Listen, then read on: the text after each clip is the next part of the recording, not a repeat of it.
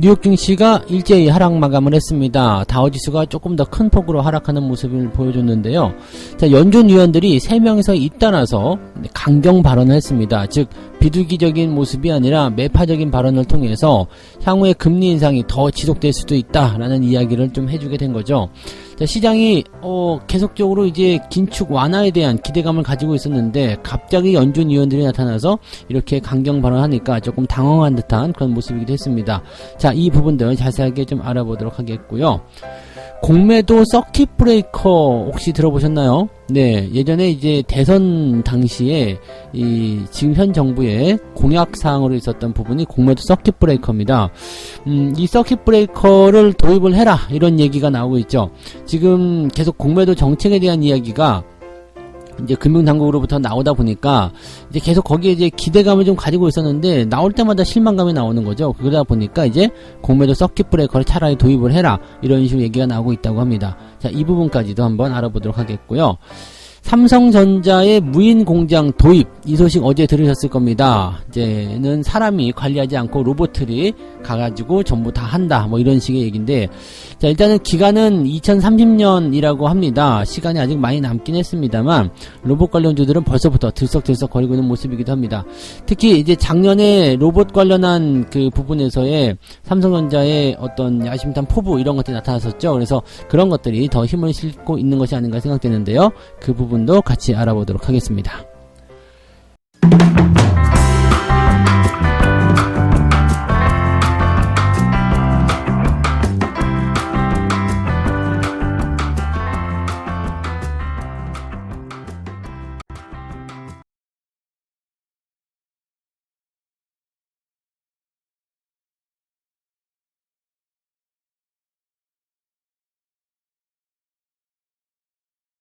네, 반갑습니다. 오늘은 8월 3일 수요일입니다. 자, 일주일의 중간 걸쳐 있는 부분이고요. 시장이 약간 하락하면서 분위기를 살짝 암울하게 만들긴 했습니다. 근데 뭐 낙폭이 조금 진행된다고 해서 크게 부담될 것 같지는 않고요. 장중의 움직임들 좀 살펴보게 되면 일단 다우지수 같은 경우는 하락 출발, 상승 전환을 시도했다가 다시 떨어지는 모습으로 진행이 됐고, 나스닥 같은 경우는 양봉입니다. 네, 하락 출발, 상승 전환, 그 다음에 다시 보합 마감 이렇게 됐거든요. 다우지수 같은 경우가 마이너스 1.23%고요. 나스닥은 마이너스 0.16%라고 보시면 됩니다. 이렇게 변동이 좀 있었는데, 일단은 연준 위원들의 강경 발언 때문이다라는 얘기가 분명히 나오고 있습니다. 그런 부분도 있지만은 또 다우지수만 이렇게 빠진 걸 본다라면 사실 연준 위원들의 강경 발언들은 금리 인상에 대한 이슈를 더 끌고 가자라는 얘기가 되는 거잖아요. 자, 이렇게 된다면 어떻게 될까요? 기술주들에게 악재가 될 수 있는 요인인데 지금 나스닥 쪽은 오히려 상승 쪽으로 돌아서려고 하는 모습을 좀 보였었단 말이죠. 자, 이렇게 된다면 뭔가 좀 다른 게 있는 거 아니냐라고 생각을 해볼 수는 있을 것 같아요. 그래서 그 재료들을 같이 한번 좀 살펴보도록 하죠. 자, 일단 연준 위원들 발언 먼저 보도록 합니다. 일단 연준 위원 3명이서 돌아가면서 이야기를 해버렸습니다. 로레타가 이제 클리블랜드 연은 총재인데 인플레이션이 바뀌는 것을 보지 못했기 때문에 우리는 해야 할 일이 더 많다. 인플레이션이 더 많이 지속적으로 내려가기를 바란다 라고 얘기를 했다고 합니다. 지금 뭐 이런 이야기들은 뭐 특별히 뭐 새로운 건 없습니다. 새로운 건 없는 이야기예요. 그리고 이 로레타의 이야기는 인플레이션이 정점을 지났다는 것뿐만 아니라 실제로 우리가 실제 생활에서 소비하는 이 생활비가 낮아지고 있다는 것이 신호가 될 것이다 라고 얘기하고 있기 때문에 아직 멀었어. 아직 멀었어 라는 이야기를 일단 해줬다는 부분이고요. 데일리는 이제 누구냐면 샌프란시스코 연은 총재입니다. 이 사람도 아직 인플레이션을 억제하려면 노력이 더 필요하다. 여전히 너무 높다. 2% 물가 목표. 여기 비교하면은 아직 멀지 않았냐. 이런 얘기를 하고 있는 거예요. 그런데 더 중요한 거는 이 긴축을 이제 완화시킨다라는 어떤 부분에 대해서 이런 시장 전망에 대해서 의문을 나타낸 거죠. 누가 이런 것을 얘기했냐? 누구냐? 누가 금리 인하를 한다. 누가 이제 긴축 완화를 한다. 누가 얘기한 거냐. 이렇게 얘기했다고 합니다. 나에게는 수수께끼라. 이런 얘기를 하는 거고, 시장이 어디서 이런 데이터를 찾아왔는지 조차를 모르겠다. 이거는 나의 방식은 아니다. 라고 얘기를 했죠. 물론 파월이 이야기한 부분에 대해서 시장이 제멋대로 예측한 거긴 합니다만, 연준 위원들의 이야기를 들어보면, 얘네들도 이제 이런 거 아닌 거 아니야? 라는 얘기가 또 나올 수 있는 부분이 좀 있기도 하죠. 자, 또 있습니다. 찰스가 이제 시카고 연은 총재인데, 올해 남은 기간 금리 인상 속도를 낮출 수 있기를 바라긴 한다. 네, 그렇게 됐으면 정말 좋겠다. 하지만 9월 달에는 0.75%포인트를 인상할 수 있지 않겠느냐 라고 얘기가 되어 있습니다. 지금 이제 0.5%포인트에 대한 부분은 네, 지지한다. 그렇지만 0.75도 나쁜 것 아니다. 현재는 신속하게 인플레이션을 둔화시키기 위한 그런 노력을 하고 있다라는 얘기를 하고 있는 부분이고요. 일단은 시장 상황에 따라서 9월 금리 결정을 할 것이다 라고 되어 있는 이 파월의 발언하고 거의 비슷한 내용들이다 라고 보시면 되겠죠. 자, 지금 여기서 중요한 것은 뭐예요? 이 세 명이서 이야기한 것은 긴축 완화에 대한 부분들을 반박하고 나서긴 했는데 조건들이 달려 있습니다. 인플레이션이 억제가 됐을 경우엔 네, 상관없다. 아직은 인플레이션이 끝나지 않았다. 이런 식의 얘기잖아요. 그러니까 지금 9월 금리 인상 때까지는 아직 2달여 정도 남아 있습니다. 9월 20일 날 시작이란 말이에요. 그러니까 그걸 잘 생각해 보시면 자, 두 번에 뭐가 있어요? CPI, 즉 물가지표 발표가 있습니다. 그 다음에 뭐 실업률 발표도 있고 고용지표 발표도 있고 뭐 경제 성장률이라든지 등등의 발표가 계속 나올 거란 말이에요. 자, 그렇다면 여기서 중요하게 생각할 수 있는 부분 뭐겠어요? 이 2달 동안에 이 인플레이션 수치가 계속해서 떨어진다라면 금리에 대한 부분들은 0.5%를 넘기가 어려울 것이다 라고 보는 것도 맞는 거죠. 자, 여전히 그냥 말만 바꿨을 뿐이지 내용은 바뀐 게 없습니다.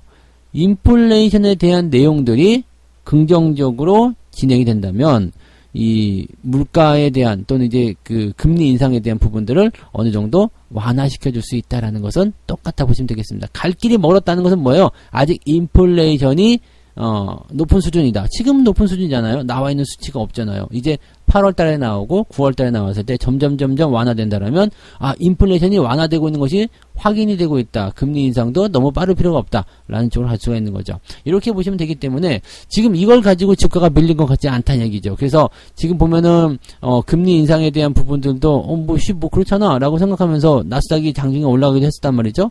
자, 근데 실질적으로 주가가 빠진 이유는 뭐가 있겠느냐? 미국과 중국 간의 어떤 그 긴장감 고조라고 보시면 되겠죠. 펠로시 의장이 지금 어젯밤이었죠. 어젯밤에 이제 대만에 도착을 했습니다. 하루 자고, 네, 그 다음에 일정 좀 보고 단사가 이제 딴 데로 간다고 하니까, 뭐, 하루 천하의 어떤 재료가 되지 않겠느냐 생각되긴 합니다만, 어쨌든, 네, 대만에 도착을 했다라는 거, 그것이 이제 중국의 반발을 일으킵니다.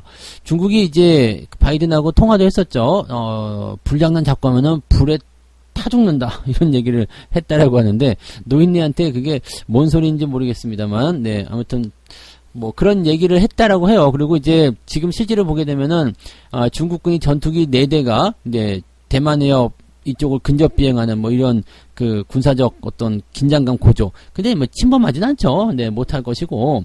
미국이 이제 그 싱가포르에서 항모전단 출발시켜가지고 지금 보면 이제 필리핀에도 전함 4척이 이제 전개되어 있는 구간들이고 항모전단도 오고 있고 뭐 이런 시기라서 사실은 뭐 전면전 들어간다 이거는 말이 안 되는 거고요. 그냥 무력 시위죠. 에이씨 진짜 니들이 자꾸 이럴 거야. 그러면서 그냥 우리가 싸움할 때 보면은 주먹 쥐고서 이씨 때린다 이렇게 막 주먹 쥐고서 막 계속 그런 거 있잖아요. 의시되는 거. 막 그런 정도죠. 그래서 실제로 야 싸워 뭐 이렇게 좋은 주먹 놔두고 왜 말로 하냐 이렇게 얘기하면 또 안 싸운단 말이죠. 뭐 으리렁대고 막 그런 정도로 보시면 됩니다. 그러니까 이거는 사실은 어떤 국가 차원에서의 어떤 자존심 싸움 뭐 그런 쪽으로 보시면 되는 거고요. 중국은 일단은 대만을 미국이 싸고 돌고 대만은 어떻게든 이제 강제로 합병을 좀 시키고 싶은데 그게 이제 미국만 없으면 금방 될 것 같은데 막 이런 야욕을 가지고 있는 거고 지금 미국 입장에서는 중국을 견제해야 되기 때문에 가장 좋은 게 대만 아니겠습니까? 그래서 대만, 그 다음에 우리나라 이런 식으로 해가지고 이런 어떤 벨트를 형성하고서 이제 중국을 견제하는 그런 형태의 모습으로 가고 있는 거죠. 중국, 러시아, 북한도 껴줘야 되나요? 뭐 하여튼 뭐 그쪽 지역으로 해서 좀 추운 지방에 사는 애들, 얘네들이 이제 조금 이제 뭐라 그럴까요? 이제 이 제재를 요즘에 다각적으로 좀 많이 받고 있는 상황이고, 유럽, 미국이 러시아를 상대하면서 또다시 이제 중국과도 압박이 들어가는 모습, 이렇게 되어 있는 모습이죠. 자, 이러다가 갑자기 북한도 우리도 봐줘 그러면서 또 미사일 쏠지도 모르는 상황이긴 합니다만, 어쨌건 네, 걔네들은 평화와는 조금 거리가 좀 있는 것 같아요. 근데 중국 같은 경우는 지금 이 제재에 대한 부분들이 과거에 이제 미중 무역 분쟁에서 한번 무릎을 꿇긴 했었단 말이에요. 그러니까 중국의 반발이 그렇게 강하지 못할 것 같고요. 직접적으로 타격을 받지 않는 이상은 실제로 뭐 대만 방문했다 뭐 그래가지고 뭐 당장 뭐 대단한 일이 벌어지지 않잖아요. 물론 점진적으로 진행될 수는 있겠습니다만, 네, 그런 일이 벌어지지 않기 때문에 이런 것에 대해서는 네, 일단 당장 걱정할 필요는 없을 것 같긴 합니다만, 계속해서 요즘에 미국이 중국을 압박해 나가는 거요. 그 다음에 뭐 이번에 반도체법 통과하는 것도 중국의 투자 제한 이런 조건이 걸리잖아요. 그러니까 이런 것들이 또다시 이제 코로나 상황 지나가고 뭔가 좀 먹고 살만해질 것 같으니까 중국을 다시 압박하려는 것 아니냐, 이렇게 해서 약간의 부담감을 느끼고 있다고 생각하시면 되겠죠. 그러니까 지금 이 부분은 뭐 하루 천하의 이런 이야기, 하루짜리 재료이기 때문에 뭐 계속적으로 볼만한 부분은 아니겠습니다만, 어쨌든 시장에 약간의 부담감을 좀 지어줬다, 그 정도로 생각하시는 게 맞지 않을까 보여집니다. 그래서 딱 거기까지만 보시면 되겠어요. 자, 그러면 우리나라 증시 어떻게 될까요? 우리나라 증시도 일단 핑계거리 찾으면 돼요. 이제 조정을 좀 받아야 되겠다라는 핑계거리가 좀 있을 수 있는 구간이잖아요. 그러니까 조정이 좀 들어가도 괜찮거든요. 조금 오히려 들어가면 괜찮은데, 오히려 이런 것들 무시하고 그냥 올라갈 수도 있지 않겠습니까? 생각되기도 하는데, 큰 폭으로 움직이기 좀 어려울 거예요. 상승, 하락에 대한 부분들이 아직은 뭐 불확실성이 있다, 뭐 어쩐다, 이거 뭐 특별히 드러난 어떤 재료가 있는 건 아닙니다만, 그래도 거기에 대한 어떤 불안감들을 가지고 있기 때문에 강하게 상승한다는 어떤 그런 부분보다도 그냥 네, 보합 수준으로 뭐 움직이지 않을까 생각이 듭니다. 크게 상승할 만한 재료가 지금은 없어요. 그래서 내리더라도 소폭 하락하거나 아니면 오른다면 네, 정말 조금 올라가거나 네, 그냥 보합 수준에서 유지가 될 것 같다. 그러니까 특별한 건 없을 것 같다라고 판단이 되시면 될 것 같아요. 그러면 또 대형주 쪽에 외국인들 매수가 얼마큼 들어오는지 수급 체크하셔야 되는 거고요. 또 대형주 쪽에 움직임만 나오다 보면 개별주들은 움직임들이 또 네, 들쭉날쭉하겠죠. 이제 그런 부분들도 같이 우리가 참고해 보실 만한 영역이 되겠습니다. 네. 두 번째 이야기로 넘어가도록 하죠. 서킷 브레이커. 공매도의 서킷 브레이커요. 이게 공약이었죠. 대선 공약이었는데 쉽게 얘기하면 이제 서킷 브레이커는 일정 조건이 되면 멈춘다, 이런 얘기입니다. 네. 너 과자 3개 먹으면 더 먹지 마. 이게 서킷 브레이커죠. 네. 뭐 이렇게 생각하면 더 쉬울 것 같긴 해요. 우리가 아이들한테 간식을 주면서 너 하루에 빵 3개 이상 먹지 마. 네. 그게 이제 서킷 브레이커입니다. 빵 3개 이상 먹으면 3개도 많긴 한데 어쨌든 네. 더 이상 먹으면 안 돼. 뭐 이런 거 있죠. 그러니까 일정 조건에 달하게 되면은 매매가 멈추는 거, 거래가 멈추는 것을 이제 서킷 브레이커라고 합니다. 그러니까 일단은 막 뜨거워지거나 과열이 되거나 또는 차갑게 냉각되거나 이런 것들을 잠깐 쉬었다 가게 하는 거, 좀 환기를 시키는 거, 그런 거라고 보시면 되겠죠. 자, 근데 이것은 아직까지 진행되지 않고 있어요. 진행되지 않고 있고 그냥 다른 공매도 대책들만 계속 나오고 있습니다. 왜냐면 공매도에 대해서 말이 굉장히 많죠. 금지시켜라, 이런 얘기도 있었고 뭐 여러 가지 이제 일단은 개인들이 원하는 건 공매도의 완벽한 금지죠. 없애라. 네, 공매도 제도를 폐지해라. 근데 여기 난색을 표할 수밖에 없어요. 왜냐면 외국인들이 공매도 폐지한다 그러면 국내 시장에 남아 있겠습니까? 그래서 이 부분들은 좀 어려운 부분이 될 것 같고 일단은 그래서 거기서 내세운 이 정책이 이제 서킷 브레이커였는데 요것이 이제 당장 시행하기 좀 어렵다 해가지고 공매도 대책을 해서 네, 일정 부분 올라가면 이제 공매도 뭐 과열 완화 뭐 그런 감시 조치 이런 거 있잖아요.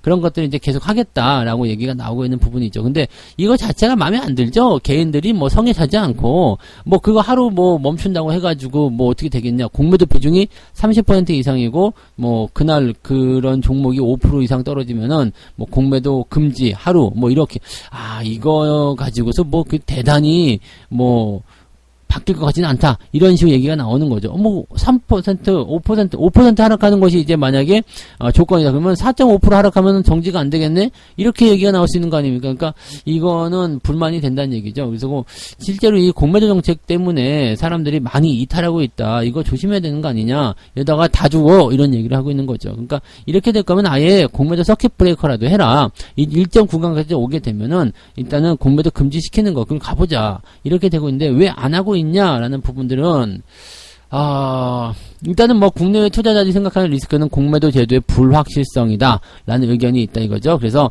일단은 뭐 여기에 따른 그런 방안을 마련하는 것은 필요하다. 그런데 지금 이제 최근 공매도 대책에서는 공매도 과열 종목에 대한 제도 확대 이렇게 돼 있죠. 비중 30% 이상이면 주가 하락률 3% 이상일 때 뭐 어쩌고저쩌고 과열 종목 지정한다. 그러면은 이제 뭐 공매도가 금지된 날 5% 주가 하락할 경우 또 다음 날까지 된다. 그러니까 하루 이제 멈춘다 이런 얘기 방금 해드렸던 이야기인데 이것만으로는 이제 부족하다는 이야기죠. 그래서 물론 이제 외국 시장 사례에서도 이렇게 뭐 일정 조건이 들어왔을 때 공매도를 금지한다. 이것이 법으로 적용이 되는 곳은 없는 걸로 알고 있어요. 그러니까 뭐 외국은 자유롭게 공매도 하거나 뭐 그 신경 안 쓰는 부분도 많이 있죠. 뭐 일시적으로 이제 공매도 금지하는 것은 이제 정책적으로 결정하는 부분이 있겠습니다만 이것을 딱 법으로 정해가지고 야 시장이 10% 이상 하락하면 공매도 금지 이런 거는 없었다는 이야기죠. 그러니까 이런 걸 생각하게 되면은 외국인들이 쳐다보기에 좀 애매하지 않겠냐 이런 걱정을 하고 있는 부분이 좀 있어요. 그래서 이 공매도 서킷 브레이커라는 이 공약을 지금은 실천하고 싶은 생각이 별로 없다. 라고 얘기를 하고 있는 거고, 이것에 대해서 이제 계속 연구하겠다. 네. 라고 얘기되어 있는데, 이럴 거면 뭐 공약을 할 필요가 없지 않나 생각이 좀 들긴 하는데, 뭐 하여튼 뭐 공약이나 뭐 그런 것들 뭐 얻은 건 마찬가지죠. 네. 이렇게 꼭 하겠습니다 해놓고 이제 검토 중 이렇게 지나가는 경우가 많기 때문에 별로 기대가 안 되지만, 아무튼, 네. 그냥 별건 없는 거예요. 근데 그 정도까지 이야기하고 있다, 검토하고 있다, 이런 정도로 그냥 얘기하면서 공매도에 대한 어떤, 달램, 이런 것들이 나가고 있는데, 다 필요 없고요. 솔직히. 진짜 뭐 공매도, 그냥 하란 말이야. 공매도 진행하는데, 또다시 얘기하지만, 외국인들의 또는 기관들의 공매도 상환 기간을 그냥 딱 못 박으란 얘기죠. 무기한 연장시키지 말고 뭐 그러면 한 차례 정도 연장시켜줘라. 60일 상한기한 정해놓고 한 차례 더 연장시켜서 120일까지 최장 봐줘라. 그리고 나서는 환매할 수 있게끔 꼭 압박을 시켜줘라. 그렇게 가면 되는데 그거를 안 건드린다는 얘기. 왜 그거 안다는 걸까요? 뭐 그 얘기가 나오니까 이제 지난번에 뭐 기관이나 외국인들은 무제한 아니냐, 기한 없는 이런 공매도에 누가 당해낼 수 있겠냐 그랬더니 그럼 개인들도 무제한으로 연장하셔 해서 법으로 정해줬죠. 그리고 고마워해라 이렇게. 아니 개인들도 무제한 연장해라, 이게 사실 말이 안 되는 거잖아요. 그러니까 아무튼 네, 이 정부가 책상에 앉아서 보는 것과 실제로 매매하면서 느끼는 부분들은 상당히 많이 다른 이질감이 있는데 이것을 아직 못 느끼고 있는 것 같은 생각이 좀 드네요. 네. 근데 공매도 서킷 브레이커가 나온다라고 한다라면 일정 구간까지 떨어뜨리지는 못할 것이다 라는 부분과 증시가 많이 하락했을 때는 일단 그런 부분들이 제대로 도입될 수는 있을 것 같다. 안전장치가 될 것 같다 라는 느낌은 가질 수 있겠습니다만 이쪽으로 갈 것 같지는 않다라는 생각이 자꾸 드네요. 서킷 브레이커 쉽게 나올 수 없는 부분은 아닌 것 같습니다. 그래서 이게 될까라는 의문은 좀 있고요. 네, 지금은 일단 현재 공매도 정책 뽑아낸 것이 얼마 안 됐기 때문에 요거나 잘해 이런 식으로 나올 것 같다 생각이 좀 들어요. 그래서 공매도는 사실 그리고 지금은요 뭐 정책적으로 건드려봤자 큰 의미가 없습니다. 이미 많이 내렸기 때문에 현재 시점에서 주가가 많이 내려간 상태에서 공매도는 의미가 없죠. 많이 올랐을 때 일단 공매도를 금지시켜줘야 되는데 그런 것들은 또 네. 그때 되면 이해가 쏙 들어가겠죠? 주가가 올라갔으니까 이제 공매도 계속 해라! 뭐 이렇게, 그잖아요. 네. 그러니까 그런 것들이 있어서 좀 어려운 부분들이 많이 있습니다. 네. 참고하시고요. 그런 일들이 있었다 정도로 생각하시면 될 것 같네요. 네. 세 번째 이야기합니다. 삼성전자의 무인공장 도입 소식이 전해졌죠.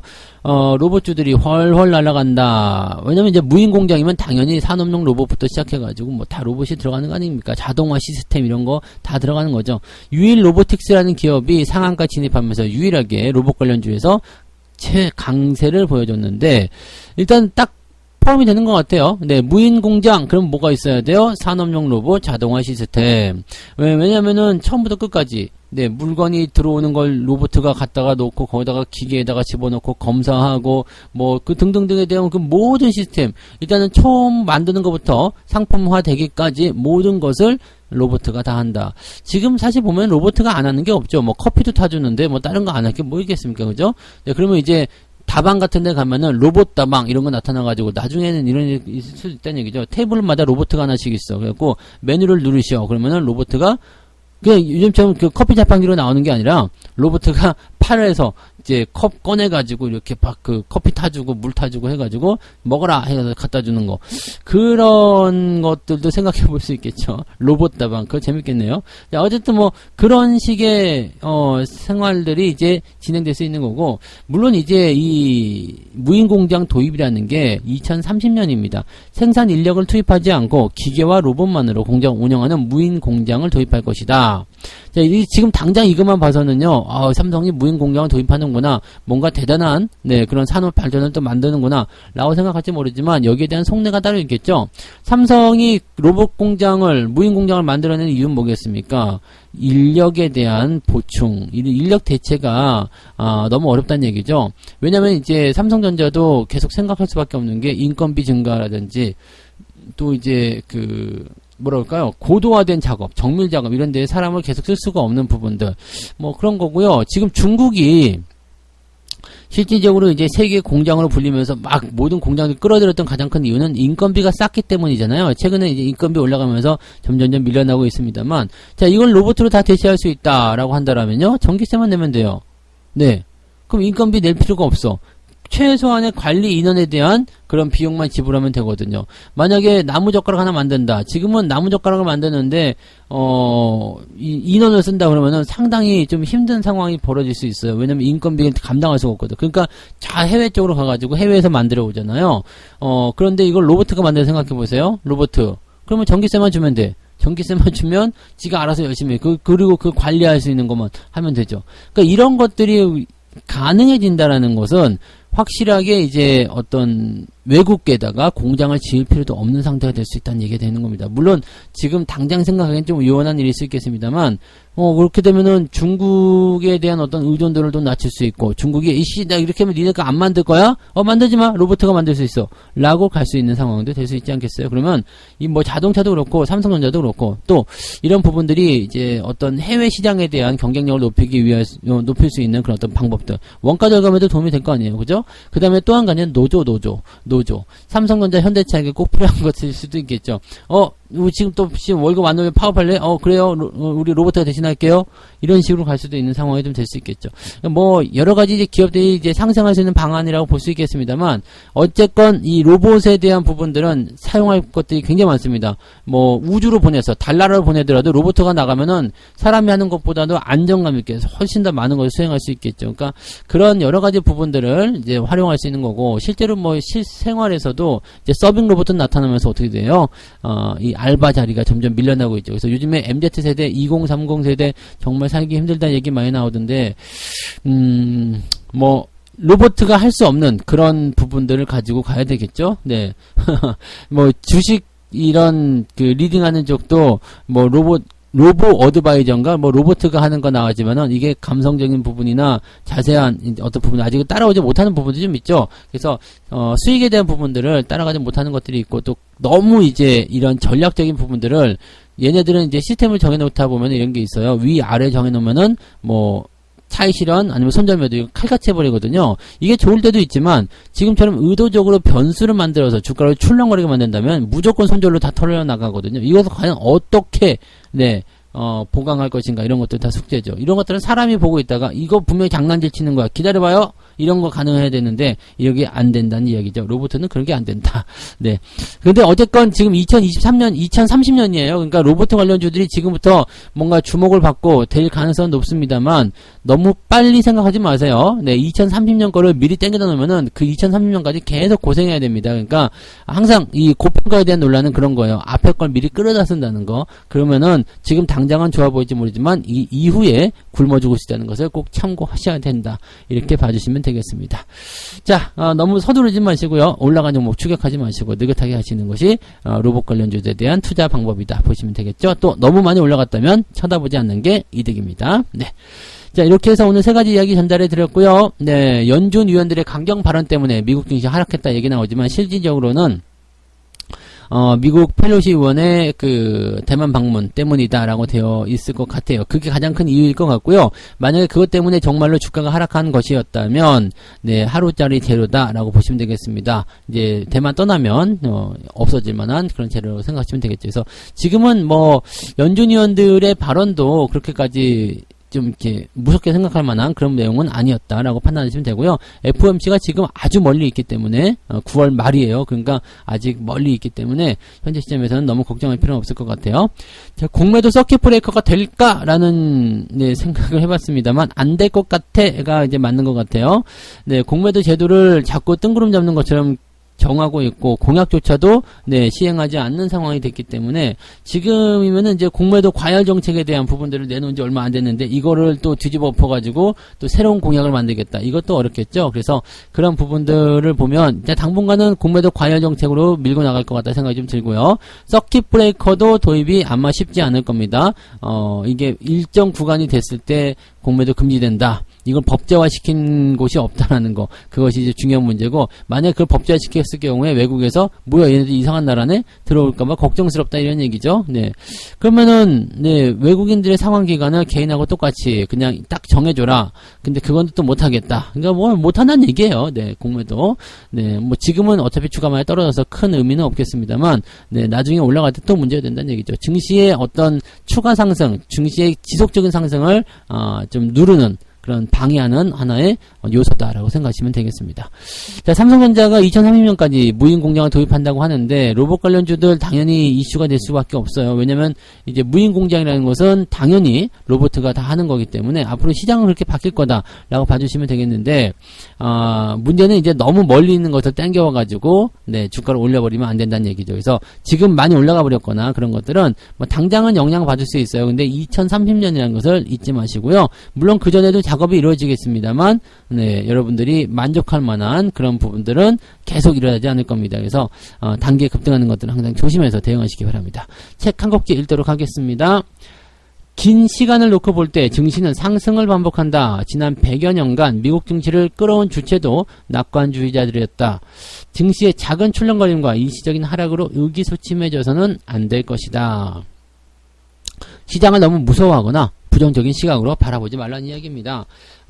상승세를 좀 보이다가 주가가 조금 조정받으면 어때요? 사람들이 큰일 났다. 또 떨어진다. 뭐 이렇게 얘기하죠. 특히 바닥권에서 이런 거 많이 나오죠. 뭐 오늘 만약에 주가 떨어지면은 봐라. 봤죠. 주가 떨어지죠. 그러면서 이제 또 네, 이상한 얘기 하는 사람들도 많이 늘어날 수 있겠습니다만 네, 그런 거에 겁먹지 마세요. 어차피 주가는 올라가게 되는 거. 어차피 답은 정해져 있지 않습니까? 네, 답정상이잖아. 답은 정해져 있어. 상승으로. 아시겠죠? 정해져 있는 상승에서 여러분들이 뭐 걱정할 게 뭐 있습니까? 그냥 그거 잘 따라가시면 되는 거고 조금씩 들어올 때 기회가 생긴다면 네, 매수하시는 것도 적극적으로 참고해 보시고요. 그래서 그런 쪽으로 하시고요. 너무 대신에 지금은 공격적으로 가지 마세요. 아직은 뭐라 그랬어요? 회복 기간에 있는 거고 어느 일정 수준까지 도달해야지 이제 자체적으로 상승할 수 있는 구간이 되는 거다라고만 기억하시면 되겠습니다. 자, 여기까지 할게요. 네, 저는 장중시장에서 다시 오겠습니다. 고맙습니다.